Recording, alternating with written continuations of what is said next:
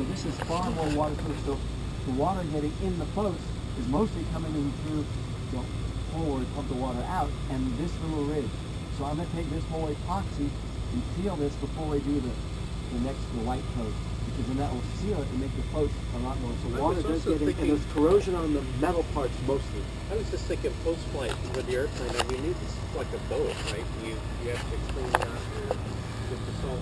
I wash it out, we pump out the float, we wash the whole plane.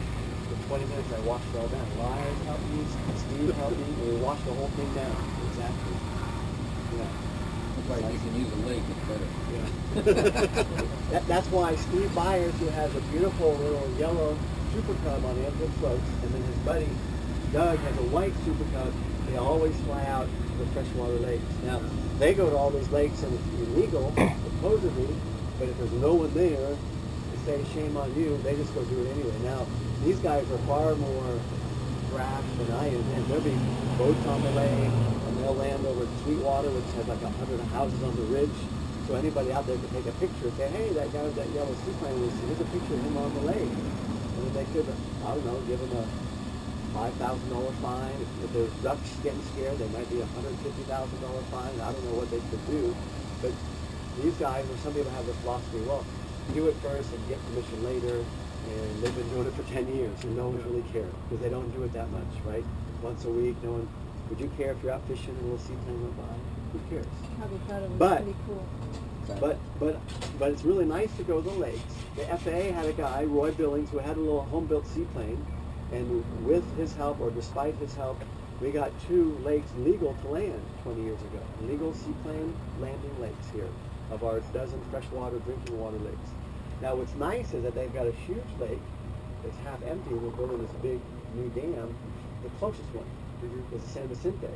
And the lady in charge says, well, no boats can go because there's nowhere to launch. Well, I said, there was a boat there like a few days ago. I flew over it and waved at her, and I took a picture. So send me the picture, they're in trouble. And I said, well, I think I deleted it. So I said, maybe it was your job foreman out there fishing. It was Sunday, right? And there's nobody there. These guys are out there fishing.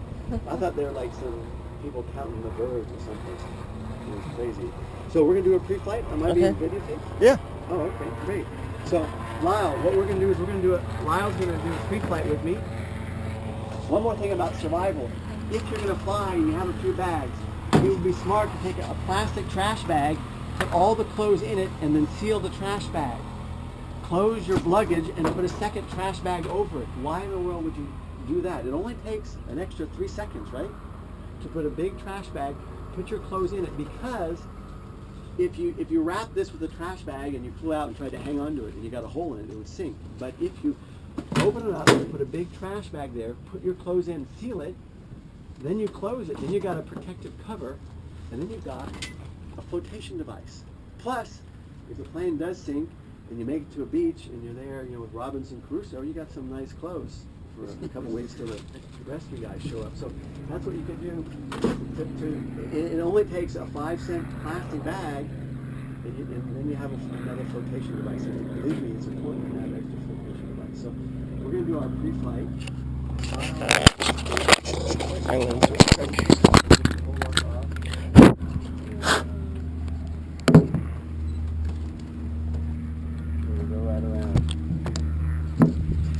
If you're at a beach or you're at a dock and do a pre-flight, it's not easy when you're in the airport, right?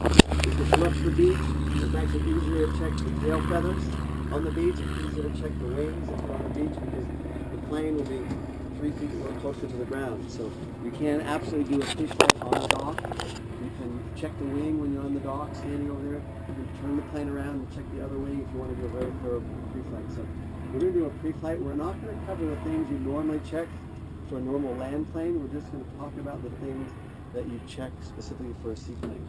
So what we do is we take a fuel strainer for most aircraft. This one has a built-in fuel strainer on the other side. So if we were going to fill our long-range tanks, the outboard tanks, we would strain the outboard fuel thing. I'm going to show you where that is. Right up here is our strainer for the outboard tanks.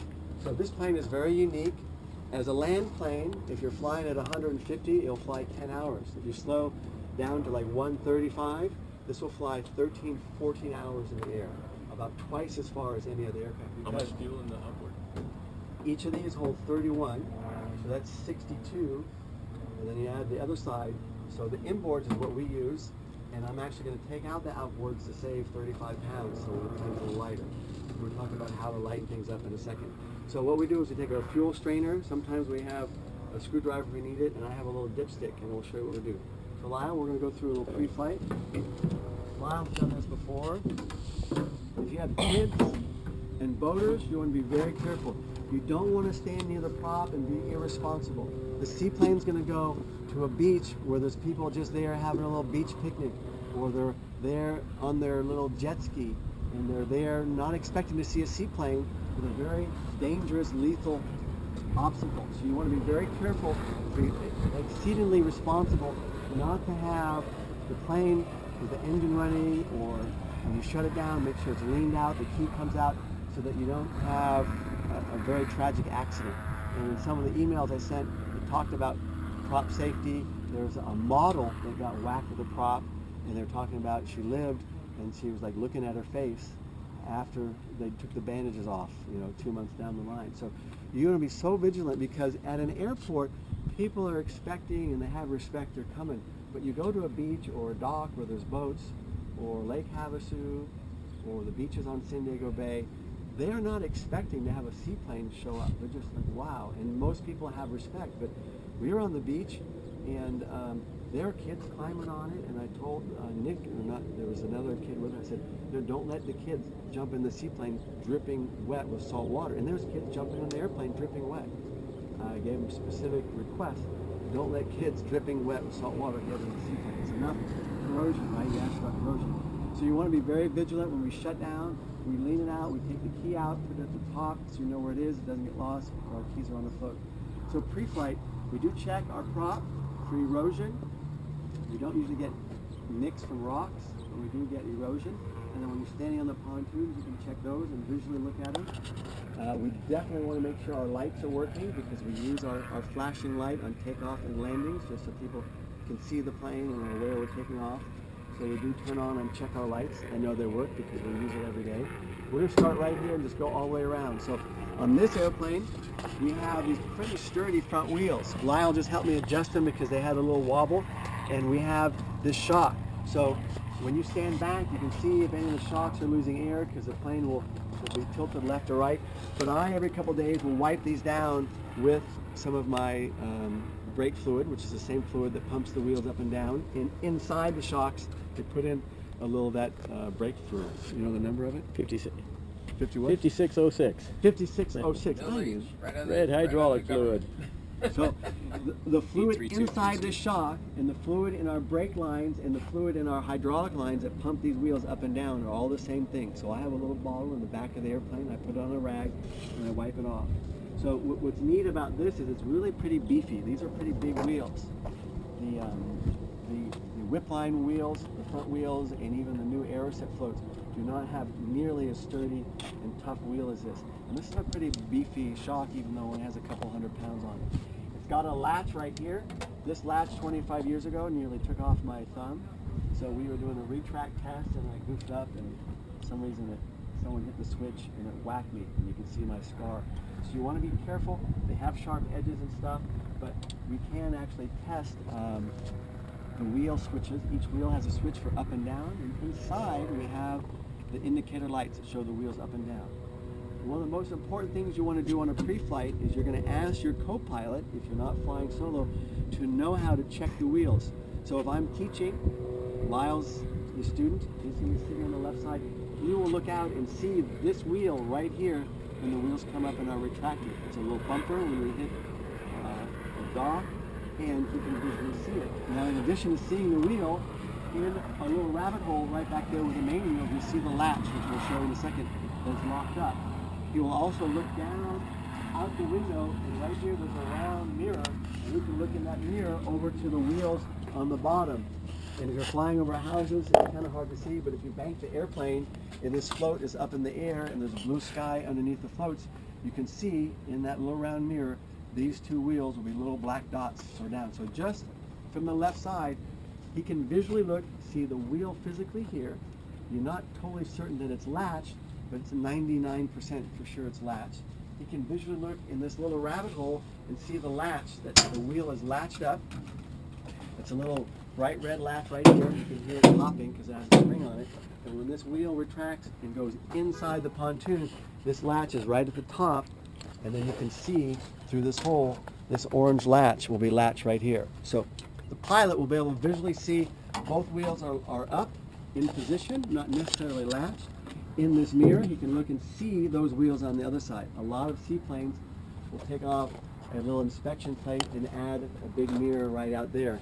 And then you can visually look out and see the wheels. And actually, if you have it positioned right, you can see all four wheels from that mirror. So we're going to add one of those. Yeah. So you want to tell the pilot where they're going to look for a passenger. A brand new passenger can look outside and see it for you, right? So we have on these pontoons 7 different compartments. The front 2 are the smallest, and these little compartments are designed so that if you got a hole and it's filled with water, this would be 10 gallons. 8 pounds per gallon is 80 pounds. A plane you can still take off, especially if you put the big people in a little boat or on the beach. So if you did have an instance where you got a hole, officially each float manufacturer is supposed to have at least 4 compartments, and it's supposed to be designed so that 2 compartments were compromised, and they filled, and they'd fill more than halfway, because as they filled, you're losing buoyancy, so they'd fill like 2/3. You could still take off if you were very light, if you drained out most of your fuel. So we have these 2 compartments. What I do is I take my little fuel stick for checking visually for the fuel, and I just drop them in. And then you can see right here you have a teeny bit of water. So this is about like a cup of water. So when you suck the water out with our pump, Because somebody did a really good job pumping it out. that was Steve. That was Steve last time. So when we go around, is that we go and we pump all 14 compartments. And right here, where it won't fall, this is our little pump. And I have 2. I have this one and I have a little bigger one in the back. And this does a really efficient job. This one you can see on the front has a little adjustment because some floats are made with a bigger fitting. These have a slightly smaller fitting. And this nice little float pump is what we do. We go and we pop all these off. And who knows, who would guess why I tape those? And you can see it's not blowing any water. But what we're going to do is we're actually going to put some water in. So you can hear what it sounds like when the water comes out. So I'm asked our designated flight examiner to pour some water in. If you can, and you might, and then because they're all dry, because you may.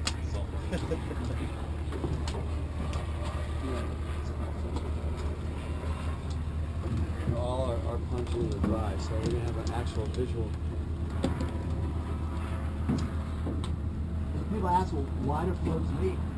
The key thing is that if you made the floats too beefy, too heavy, then you never get off the water. I mean, boats are made with, extra thick fiberglass and so forth. But these are made light so they can fly, so that you can actually put people and gas in there. So this works pretty efficiently, and we just put in a couple cups and it's empty. Typically when we fly and do 10 takeoff and landings or sit on the water for 3 or 6 hours, we'll have a cup of water in each float. And this one has a teeny leak, which we're patching, and this will have maybe 2 gallons. So it'll just take you about 5 minutes to pump. Now for 10 or 15 years, I did it the hard way. Now what I use is I use an industrial vacuum. And I just plug in electricity, and it sucks it up, and it's like 5 times faster, especially if you had a long day in the water. So I have a little vacuum, and it just sucks up the water. So when we go around and do the pre-flight, we want to make sure that the wheel tire tread is good. We don't grease, that this is the right inflation. I go and physically check to see if there's water or pump it out. So each one of these, you want to physically go ahead and pump. And they're all maybe have a teeny bit of water because the tube that goes to the bottom doesn't take every drop of water out. So we go and we take out all the water in the pontoons. The reason why I tape this over is that these just had a habit of just popping out. Whether you hit a wave or the wind sucks it out, but I kept losing these $20 plugs. So I tape over them and then they stay in place, and then I have to buy an $80 bag of these little plugs. We visually check the shock here and make sure that there's no fluid leaking out. We want to also check our brake pads. We're going to do that on the other side. You asked about corrosion, right? Yeah. So this is all aluminum, but this is steel, and this was rusting. So we cleaned this to shiny metal, and then we put the primer on it. But the primer was a little light here in the last month, the last 2 weeks since this was all painted. Yeah. We didn't have the top coat. Had we done the top coat, then it wouldn't be rusting. So we have to clean this, re-primer it, and then we're going to put the top coat on Monday or Tuesday, and then we're going to have our medium and light blue. So what's interesting, this should have a zert to grease this up. The other side, it does have a little grease fitting to grease this. So instead of greasing the inside of this little water retract system, this one doesn't happen to have grease. But once a week, we get our little grease gun and we grease all the there's 3 or 4 grease fittings where the wheels and top spray all the pulleys, help us through, and all these spray it. So if we can't turn the rudder, how do we turn the rudder? The water rudders have a cable and attach right to the air rudder. So on this light, we just move the water rudder and it's being clear, and we can see that movement. Now if we're on a beach, we'd be 3 or 4 feet higher, and we can actually check the stabulator. We want to make sure that all the cotter pins are in, just a normal airplane. You have your co-pilot sit in there and pull the controls. It's a more thorough flight check. Again, this side, we can check the cotter pins. We have 2 cotter pins. Pump all the front fittings, all 7 compartments, and then we go ahead and refuel the aircraft. So that's our pre-flight check. So that the plane's going to get stopped.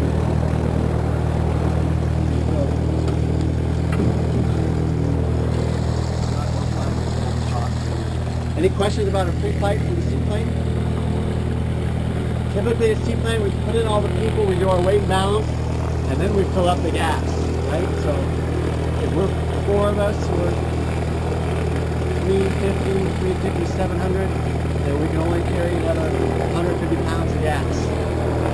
We're going to lighten up this airplane. We're going to take out the long-range tanks, and we'll walk around and talk about lightening it up.